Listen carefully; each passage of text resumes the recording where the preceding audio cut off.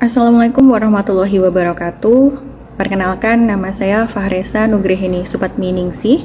Saat ini saya bekerja sebagai dosen di Prodi Ilmu Kelautan Universitas Sultan Ageng Tirtayasa. Pada kesempatan kali ini, saya ingin memaparkan salah satu mata kuliah yang saya ampu, yaitu mata kuliah Metode Penangkapan Ikan.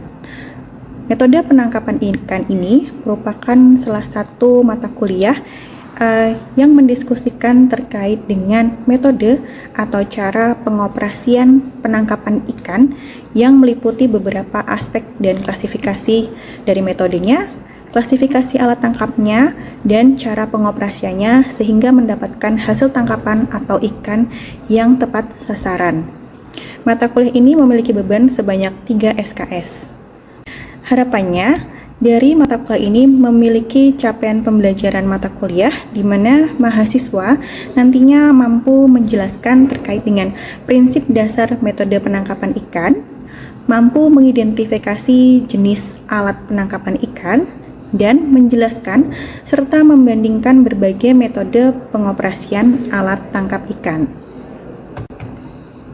Metode pembelajaran yang akan kita gunakan adalah student-centered learning, kelas luring dan daring, small group discussion, discovery learning, ceramah dan tanya jawab.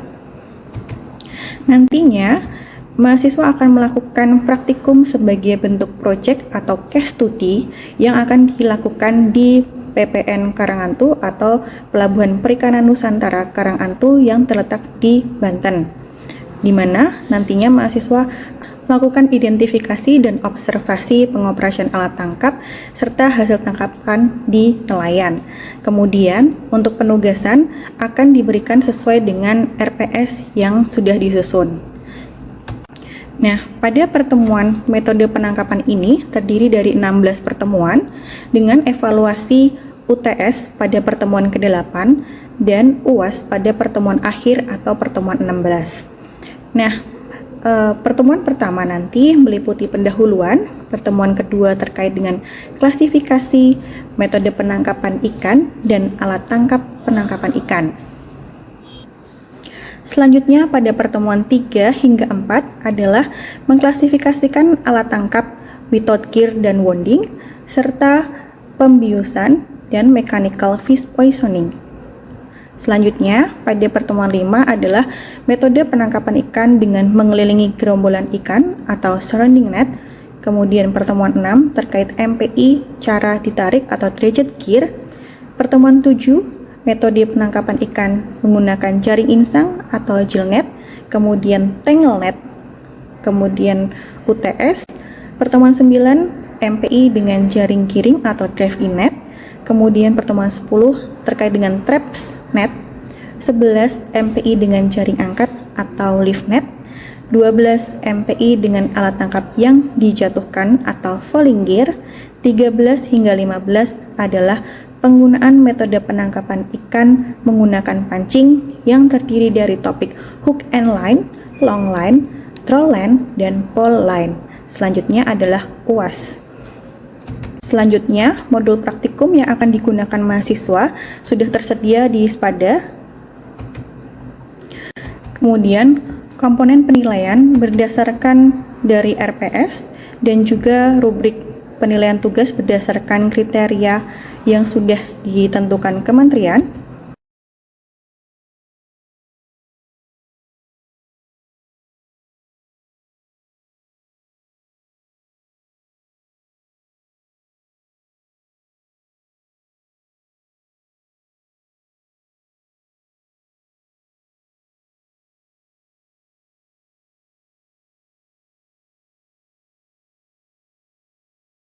Dan huruf mutu, standar nilai yang akan digunakan mengacu pada buku pedoman akademik Untirta sebagai berikut.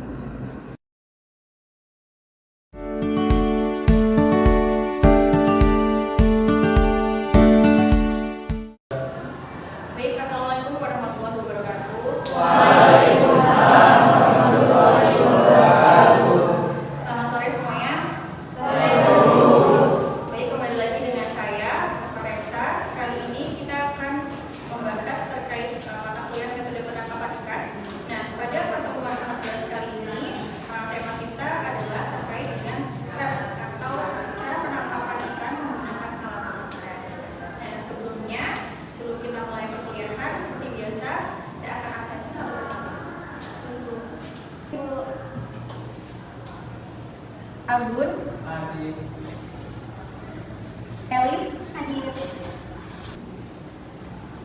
Fadlina, Hadir. Devina. Baik, untuk tema tes kali ini kita akan membahas terkait pokok bahasan di mana terkait dengan definisi. Jadi nanti kita akan bahas definisi dari alat tangkap tes itu seperti apa.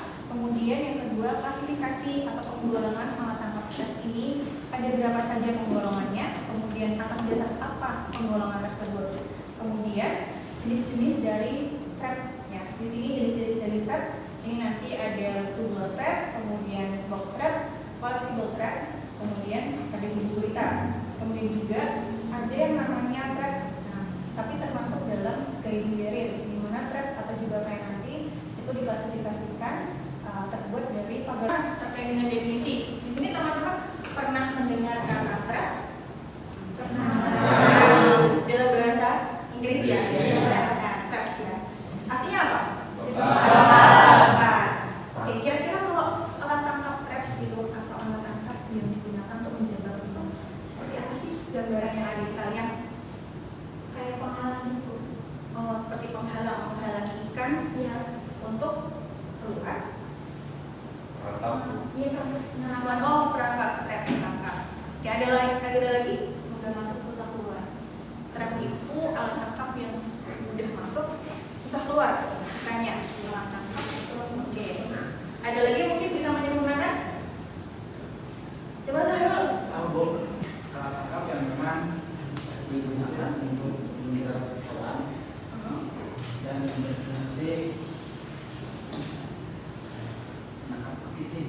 Oh, menangkap kepiting. Salah satunya menangkap kepiting. Oke. Dari beberapa definisi cukup oke gitu.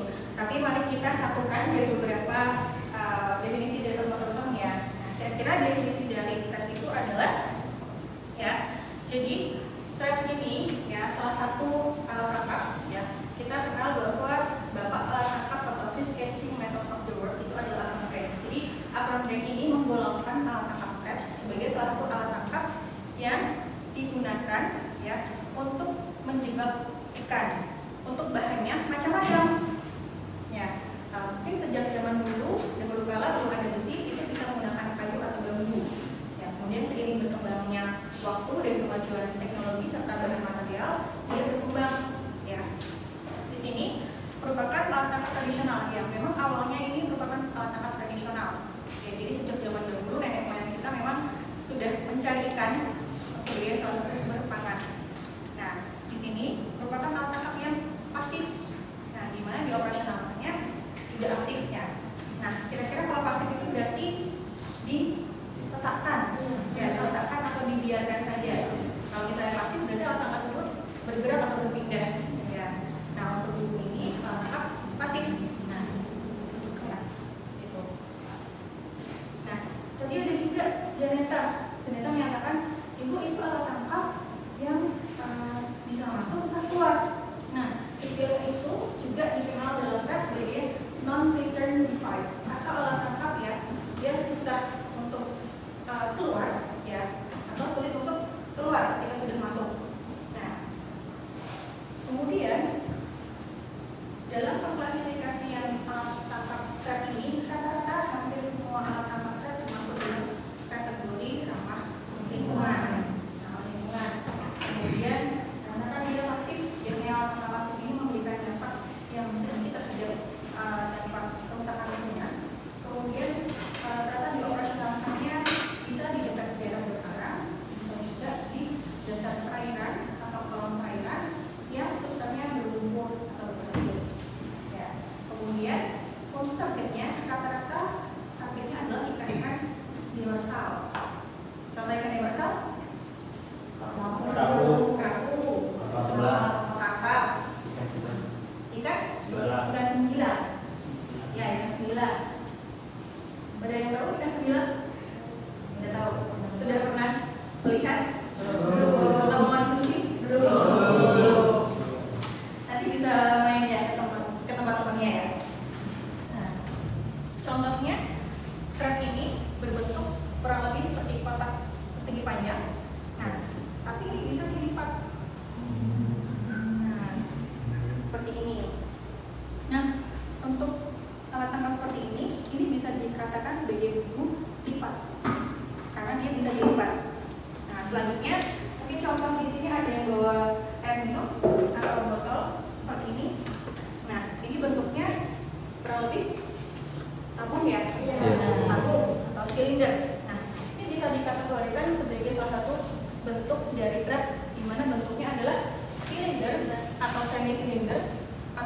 tubular thread. Kemudian yang ketiga adalah cara pengoperasiannya. Pengoperasiannya, ya, apakah diletakkan saja atau dihanyutkan? Ya, rata-rata kebanyakan kalau untuk buku itu rata-rata dia diletakkan secara pasif, gitu.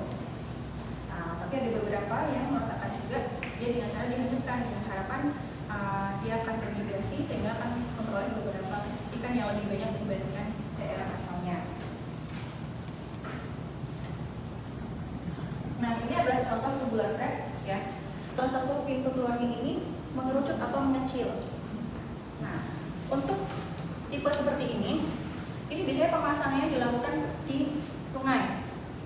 Ya, biasanya melawan arus. Jadi, misalnya botol ini juga bisa kita manfaatkan sebagai tubular thread.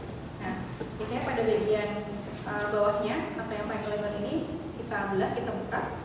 Kemudian bagian ujungnya kita beri lubang saja untuk air lewat. Nah, kita bisa meletakkan dengan berlawanan arah arus dari sungai. Dengan harapan ikan-ikan kecil akan masuk ke dalamnya. Nah, ketika masuk, gitu kan, karena ini arusnya cukup deras, ya, nanti dia akan sulit keluar dan ingin keluarnya lewat sini. Ternyata di sini terjebak. Nah, dia tidak bisa keluar, terjebaklah dia. Nah, salah satu sebagai sifat atau definisi non-return device, bisa masuk ke dalam atau terjebak dalam tutup silinder ini. Nah, bahannya bisa dari botol, bisa dari parawan, ini bisa dari bambu tadi, kemudian ini juga bisa dari bambu anyam. Ya. Kalau di sini juga dia untuk mulutnya ini mengerucut ke dalam. Jadi seperti ini, kita potong lalu kita balik. Itu juga bisa. Nah, nanti biasanya dia akan sulit keluar. Selanjutnya, untuk bentuk gabung seperti ini, ya, selain ikan lele, kemudian sidap, ya, ini untuk yang di lautnya, penangkapan seperti ini akan menyesuaikan biasanya kebiasaan dari si ikan. Rata-rata yang memang bentuknya tubular atau misalnya silinder, dia akan menyukai tempat-tempat yang sempit, nah, kemudian memandang seperti bentuk tubuhnya. Nah, kita bisa lihat ini bentuk laut, ya. Kemudian ini pembuatan tubular itu dari pipa paralel.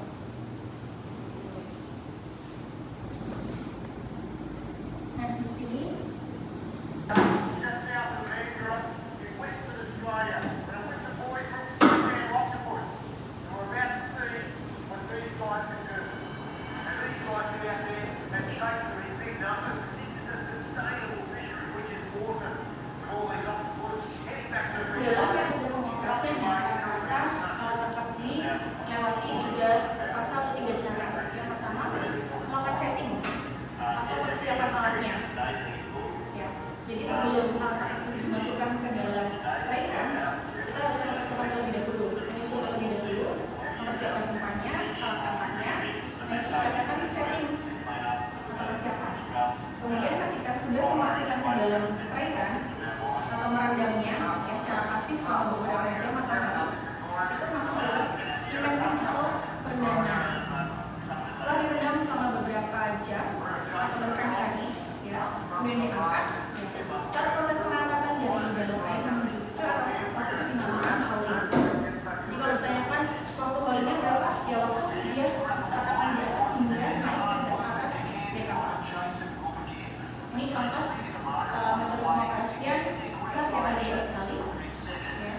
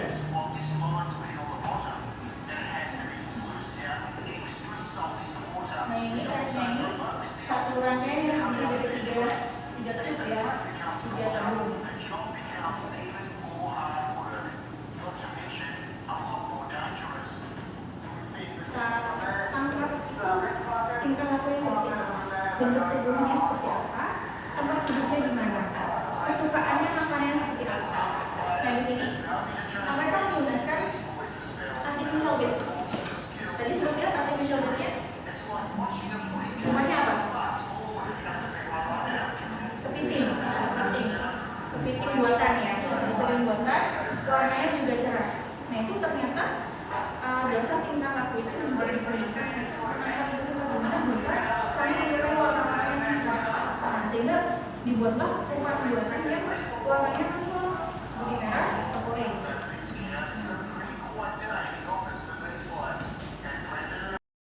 Dari sini ada yang ditanyakan? Saya Bu. Oke, mulai. Gimana? Nah, bahan yang digunakan itu sudah bahan terbaru atau plastik, sehingga dia memiliki durability atau ketahanan alat tangkap yang lebih lama dibandingkan alat tangkap trap yang berbahan dari alam seperti bambu ataupun kayu. Karena ketika bambu ataupun kayu terjadi peredaman selama beberapa waktu, itu harus berganti karena dia mudah laku. Ya. Kemudian yang kedua, ini termasuk alat tangkap yang ramah lingkungan. Nah, sehingga yang menjadi target itu cukup ikan-ikan target ukurannya. Jadi bisa dipastikan seperti seperti penyu itu nggak akan masuk, itu tidak akan masuk. Kemudian dipastikan yang hanya masuk adalah targetnya gurita, di mana ia menggunakan artificial bait ya, sesuai dengan kesukaan atau tingkah laku si gurita tersebut, di mana ia menyukai hewan atau mangsa yang warnanya cerah seperti kepiting, sehingga dibuatlah umpan buatan menyerupai kepiting dengan warna yang mencolok seperti makanannya atau mangsanya. Kemudian ada lagi? Cukup? Oke, kita lanjut selanjutnya ya. Oke, selanjutnya ukurannya itu hampir sama seperti box. Berarti tinggi lebarnya ukurannya bersama. Kalau ini kan segi panjang. Ya, kalau box ini dia box ya, kotak. Kemudian besar ukurannya. Nah, untuk box set ini ya, ini bahannya kurang lebih terdiri dari besi dan juga nah ini contoh pengoperasian dari box set. Nah, kalau posisi menarik seperti ini namanya apa? Hauling. Ya, hauling. Ini cukup besar box setnya karena dia ukurannya besar, kemudian bahannya besi, cukup berat juga. Ya. Sehingga ini juga menggunakan alat bantu biasanya bergan, gitu kan? Ketika si trapnya sudah menunjukkan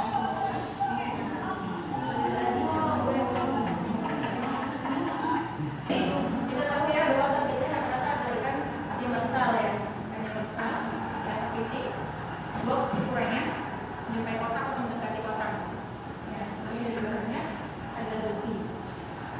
Nah, kalau misalnya di luar, ya mereka sudah ada kategori khusus perikanan tangkap tertentu, di mana ikan yang tangkap itu yang diambil yang hanya ukuran yang masuk dalam size untuk layak konsumsi dan layak dagang, sehingga ukuran ikan atau piring yang dibawa ada size itu mereka pilih lagi, mereka lakukan lagi di dalam perikanan untuk dilakukan seperti tubuh. Ada juga yang seperti ini ya. Di sini ya teman-teman bisa melihat bahwa fleksibel atau buku lipat ini bisa kita lipat. Di sini ada beberapa bagian ya dari si buku lipat ini. Ya. Tentunya bagian angka, kemudian badan jari. Kalau pintunya sebelah mana? Di samping ini, sama samping ini ya. Nah, ini bagian pintu di mana kalau target seperti ini biasanya berikan apa? Rajungan. Oh, rajungan.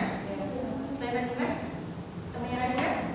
Gitu. Karena dibuat merangkak seperti ini. Jadi sudut kemiringannya, sudut kemiringan mulut dari buku ini. Ya, ini adalah bentuk seperti ini dibangunkan untuk kepiting dan rajungan. Karena mereka tingkah lakunya atau cara jalannya itu kan dia rata-rata menyerong.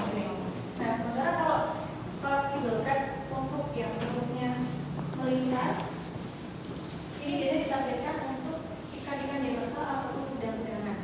Karena kan kalau udah dia berenang ya, berbeda dengan kepiting yang dia merayap. Nah, sehingga untuk flexible trap seperti ini atau buku lipat dengan desain mulut seperti ini, rata-rata targetnya adalah kepiting ataupun rajungan. Untuk ikan, itu menggunakan bambu seperti ini yang melingkar. Ikan untuk menarik ikan universal itu menggunakan umpan yang baunya cukup menyengat, ya cukup menyengat. Nah, peletakan umpannya biasanya ditaruh di dalam sini. Nah, di dalam sini, ya biasanya nelayan ini akan membuka. Dia akan meletakkan flexible trap ini di atas dek kapalnya seperti ini. Jadi cukup ringkas ya, ringkas gitu, efisien, hemat tempat. Nah, ini bisa ditumpuk beberapa puluh hingga ratusan bahkan ribuan tapak trap ini. Nah, nanti nelayan tinggal mengambil umpan, nah itu tinggal dikaitkan pada pengait umpan. Nah, pengait umpan langsung dimasukkan, ditutup. Nah, ditutup. Selanjutnya nanti mereka akan meletakkan pada daerah penangkapan yang tinggal dimasukkan ke dalam perairan. Nah, itu masuk ke dalam metodenya setting. Ya, dan kemudian nanti dirangkai. Jadi masing-masing buku ini rata-rata mereka sudah berkait satu sama lain, kemudian diletakkan secara terikat. Nah, itu nanti tinggal membuka. Nah, ini memudahkan nelayan untuk membawa alat-alat ini. Jadi mereka bisa bawa alat ini dalam jumlah yang cukup banyak. Akan memiliki modal terbatas, mereka bisa membeli buku ini mungkin beberapa puluh atau ratus, ya karena dia harganya cukup murah dibandingkan boxset yang besi. Karena untuk satu besi itu harganya mungkin sampai jutaan karena harga besi mahal. Nah, untuk seperti ini kurang lebih 20.000. Nah, itu untuk nelayan. Jadi mereka bisa mempertimbangkan dari usaha yang mereka jalankan karena tersebut mereka akan dapat berapa banyak, kemudian modal yang harus dilakukan itu berapa. Nah, untuk trap yang terakhir adalah flange. Jadi flange ini trap yang cukup tradisional karena dia dibentuk dari pagar-pagar bambu yang cukup sederhana. Ini biasanya dipasang pada daerah pasang surut sehingga saat pasang ini akan terisi oleh air. Nah, air itu diharapkan nanti ada ikan-ikan. Nah, ketika surut ikan tersebut akan terjebak di dalamnya. Oke, selanjutnya ada kuis seperti biasa. Nah, nanti di sini kita akan evaluasi pembelajaran untuk pencapaian dari ini seperti apa. Nah, boleh dikeluarkan HP-nya.